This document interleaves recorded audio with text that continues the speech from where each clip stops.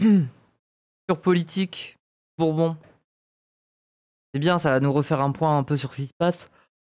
Parce que j'ai suivi ce qui se passait, mais après, dans le détail, exactement, qui ils sont en train de faire mousser pour devenir Premier ministre et tout ça, là.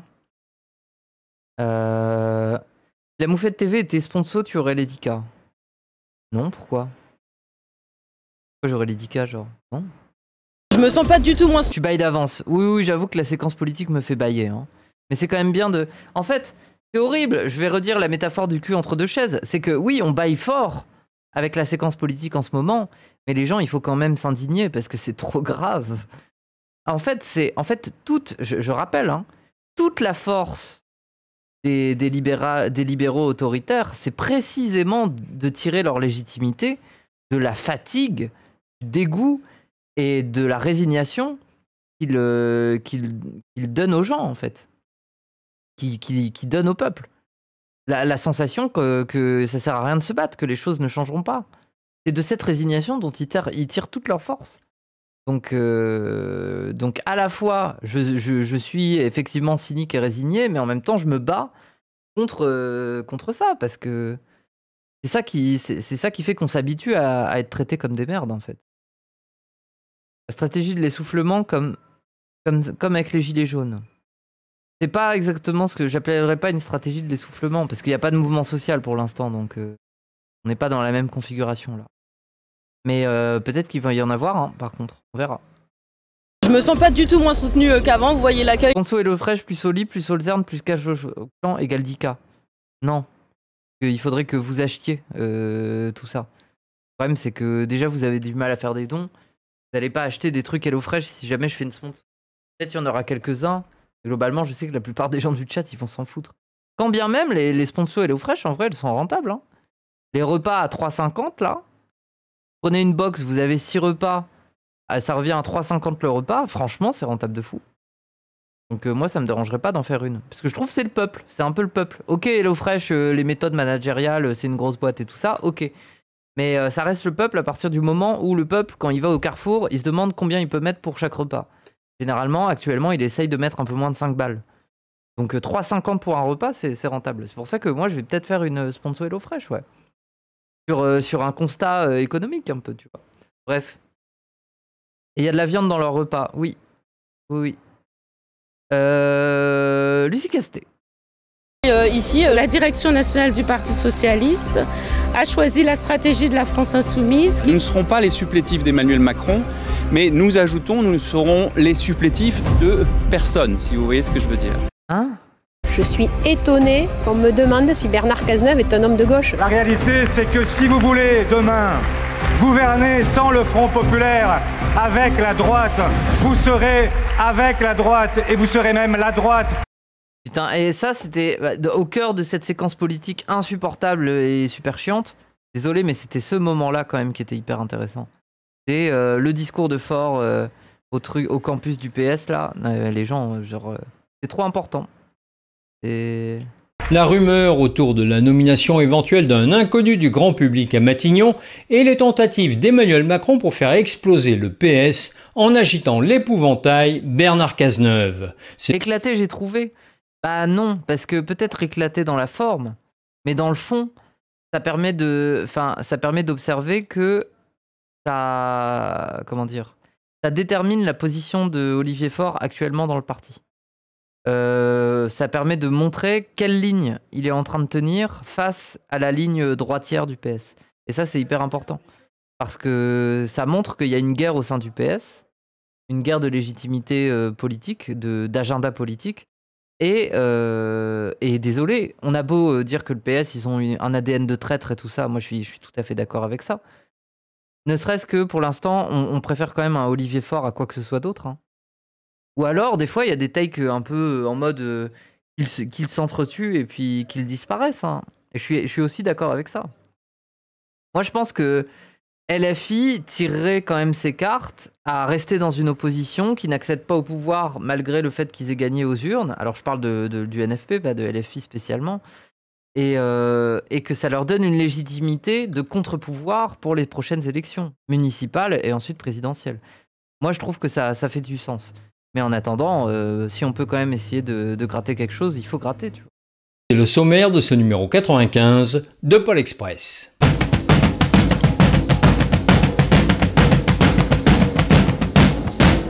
Au moins, il ne fera pas d'ombre au président de la République.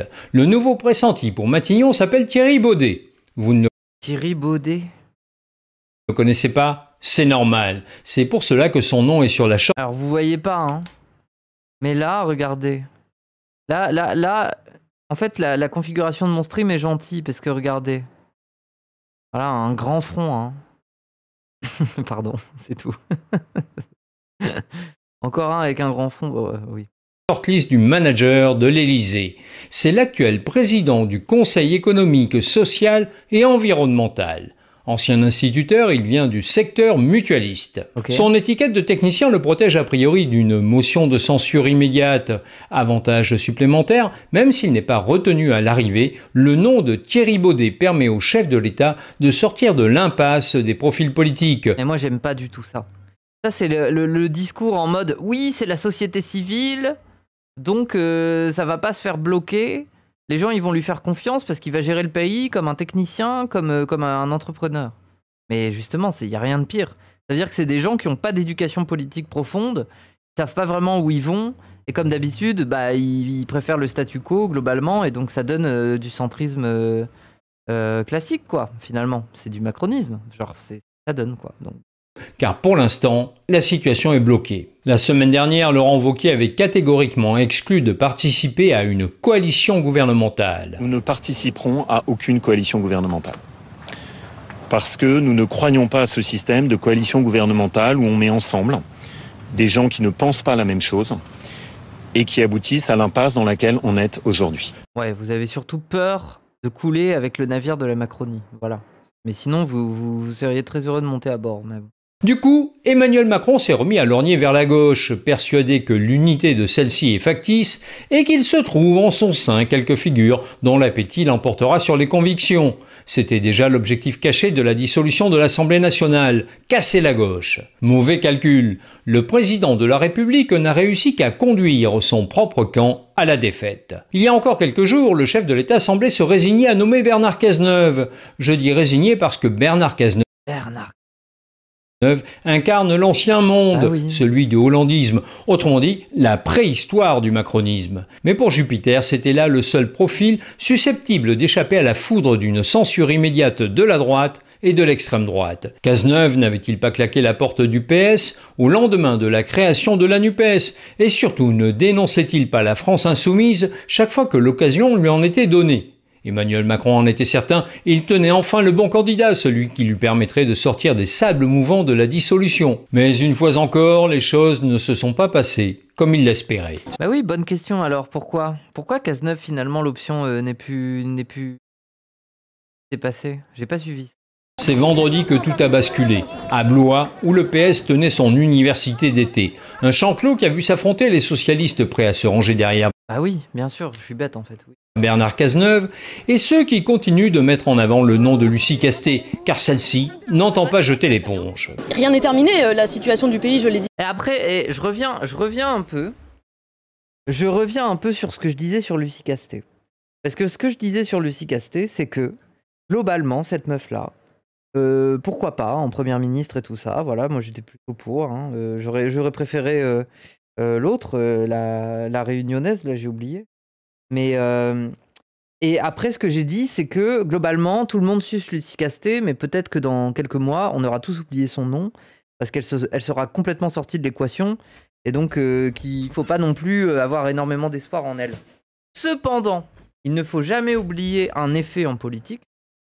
C'est là que j'ai été un peu bête, c'est que quand le grand public a connaissance du nom de quelqu'un, alors cette personne peut toujours être une carte qu'on ressort de son deck parce que dans l'opinion publique, c'est plus facile de faire débarquer quelqu'un que les gens ont fini par connaître.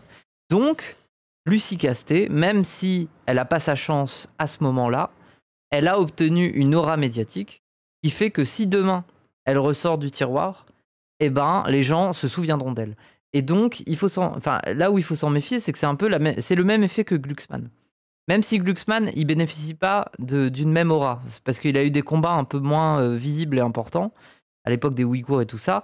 Mais si ça a été un peu le champion du PS pour les européennes, c'est pour ça. C'est parce que c'était un nom qui était déjà un peu connu et tout ça. Voilà, c'est une personnalité qui peut médiatiquement fédérer assez vite. Donc voilà, Lucie Castet peut être une carte. Mais alors la question c'est, dans le deck de qui va-t-elle finir? Le deck du PS? Le deck du NFP? Le deck de LFI? Je sais pas si LFI en veulent spécifiquement, mais dans quel deck elle va finir par être rangée? En fait, c'est ça la question que je me pose. Qui pourra jouer la carte? Deck Europe Écologie Les Verts a priori? Je sais pas. On verra. Glucksmann a été très soutenu par les médias. Oui, mais c'est aussi parce qu'il y avait une confiance dans le fait que c'était déjà le candidat de leurs dernières européennes et que ce mec-là bénéficiait d'une aura avec ses combats à l'international. Voilà. Pical deck rouge-vert. Ouais. Je la vois mal quitter le NFP pour quitter le NFP ou LFI. Elle n'est pas à LFI, Lucie Castet. Est celle de l'immobilisme et donc nous allons continuer à travailler, nous allons toujours montrer que nous préparons les mesures de notre gouvernement, nous sommes au travail, nous sommes sérieux et nous continuons évidemment à avoir des contacts bien au-delà du NFP. Je me sens pas du tout moins soutenue qu'avant, vous voyez l'accueil ici, je me sens soutenue par les 4 forces du nouveau Front Populaire et j'ai pas l'impression que ça soit démenti par les militants qui appellent tous à l'unité. À la tribune du meeting du Nouveau Front Populaire, organisé en marge du campus socialiste, l'ancienne insoumise Clémentine Autain a décortiqué la manœuvre. Moi, ce qui me terrifie aussi, c'est ça, là. Ça, derrière, là. Ça, là. Ça me terrifie. Parce qu'on parlait d'avoir des cartes dans son deck. Globalement, ils sont insignifiants. Ils essayent de refonder leur petit parti de merde, là. Ils sont 4. Personne ne veut 2. Ok. Mais ce sont des cartes très intéressantes médiatiquement, parce que là encore, ils ont obtenu une aura médiatique autour du bashing LFI, et ce sont des cartes dangereuses à jouer. Les médias sont très très heureuses de pouvoir les inviter. S'ils veulent cracher sur LFI, ils sont invités sur tous les plateaux. Donc ça, c'est une carte qui est dangereuse. On peut se moquer d'eux, hein, on peut se moquer de leur position désormais de outsider, où il n'y a absolument personne qui s'intéresse à eux. Ok. Mais peut-être que dans quelques mois, ça sera une carte très intéressante à jouer contextuellement, donc bon. Les militants qui appellent tous à l'unité. À la tribune du meeting. Autain est un poison. Pour moi, Autain, c'est la moins pire de tous. Hein. C'est la moins pire de tous de ce point de vue-là. C'est la moins putassière, voilà. Après, ça reste un requin de politique, mais bon. Nouveau Front Populaire, organisé en marge du campus socialiste, l'ancienne insoumise Clémentine. Sortait avec la chemise de bowling. Ah, je dirais pas que c'est la blague la plus fine. T'aurais pu dire hôtesse de l'air, t'aurais pu dire prof. Mais bowling, genre bowling. Après, c'est vrai. Mais au bowling, c'est un peu plus chic. Enfin non, c'est pas chic, c'est un peu plus bigarré.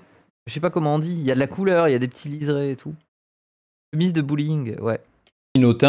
Moi, j'ai la chemise, voilà. Et moi, vous savez, j'ai la chemise. Pour moi, la chemise, c'est la chemise de Shinji dans Evangelion.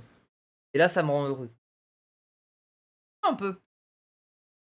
Je suis Shinji. Bon, après, miskin. Décortiquer la manœuvre du chef de l'État. C'est d'essayer. Je hais profondément Shinji. Tu peux pas haïr Shinji. C'est impossible d'haïr Shinji. Et en plus, les gens, Shinji, c'est vraiment l'étard. En fait, si vous voulez comprendre la personnalité de l'étard, bah, vous regardez Evangelion, vous regardez Shinji, et vous comprenez à peu près. Vraiment.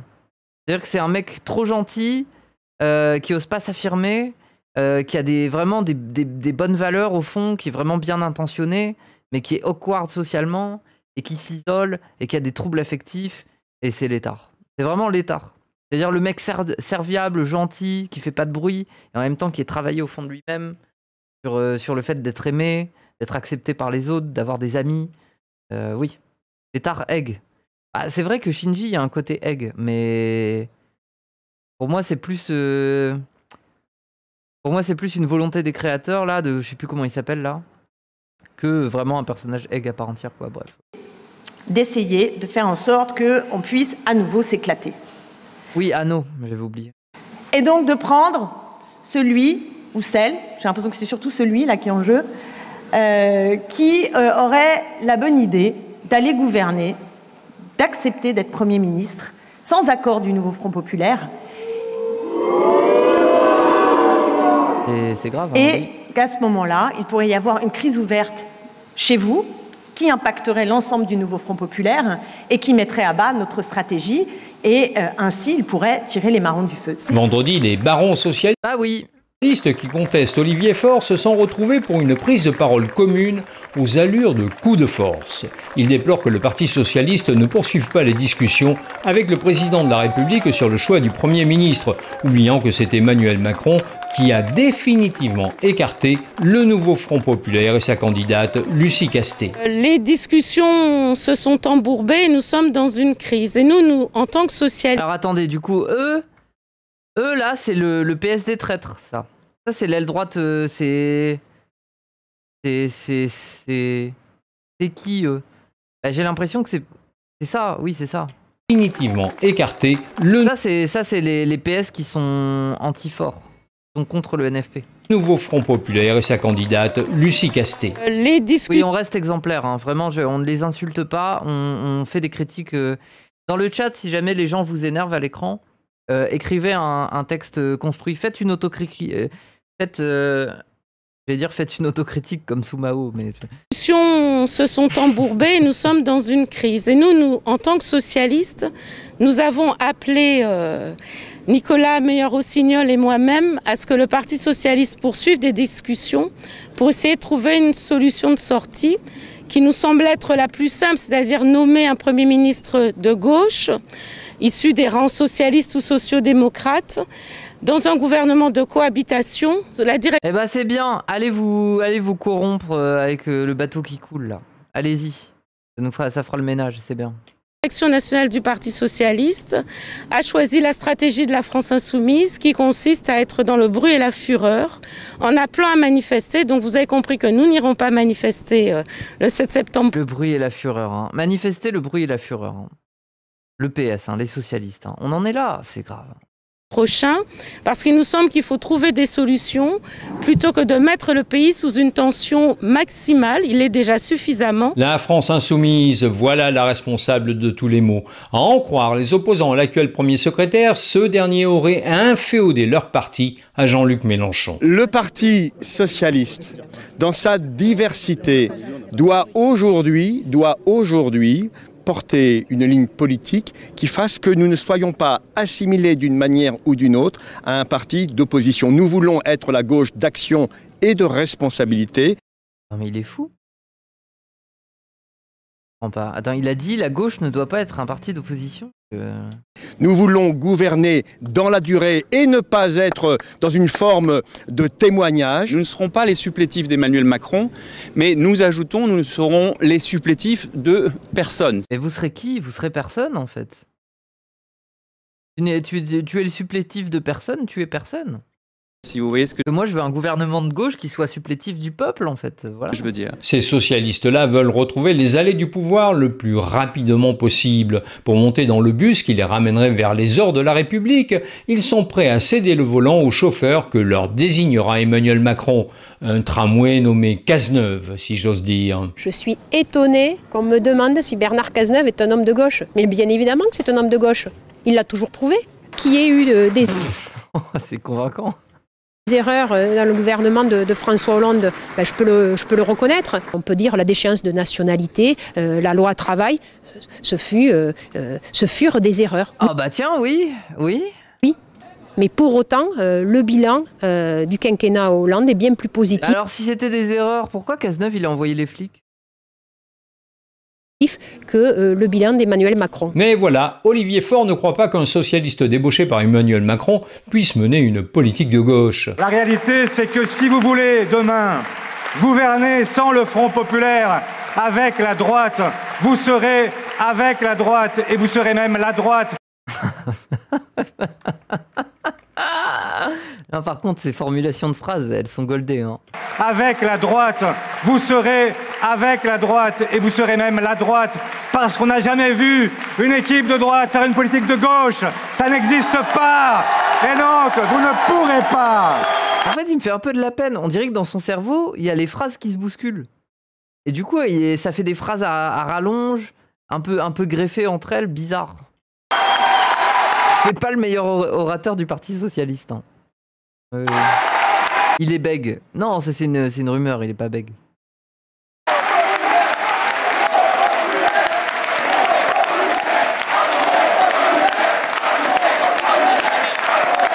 Oula, les électeurs PS, là, on comprend pas ce qu'ils disent. Hein. C'est pas clair, hein, le PS. Hein. Il y en a qui disent Union Populaire et d'autres qui disent autre chose, je crois.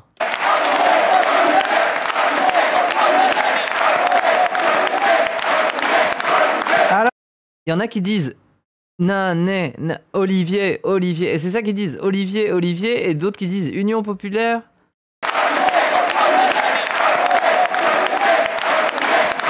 Alors, Olivier, Olivier, Olivier. Oui. Chers camarades, c'est la raison pour laquelle... Taboulé, Macron enculé. Nous ne participons pas à cette mise en scène qui se prolonge avec le chef de l'État. Non pas que nous n'ayons plus envie de retourner à l'Élysée. Le plus vite, j'allais dire, sera le mieux, dans d'autres conditions. Mais surtout, ce que nous ne voulons pas, c'est ce qu'il a appelé lui-même un parfum de cohabitation. Nous ne sommes pas des parfumeurs. Oh, la formule de merde. Nous voulons une cohabitation. Si la nomination à Matignon de l'actuel président du CESE, Thierry Baudet, venait à se confirmer, cela changerait-il la donne? Sans doute l'intéressé bénéficierait-il de quelques semaines de répit, mais suspendu dans le vide, comment pourrait-il faire autrement que poursuivre la politique voulue par le chef de l'État?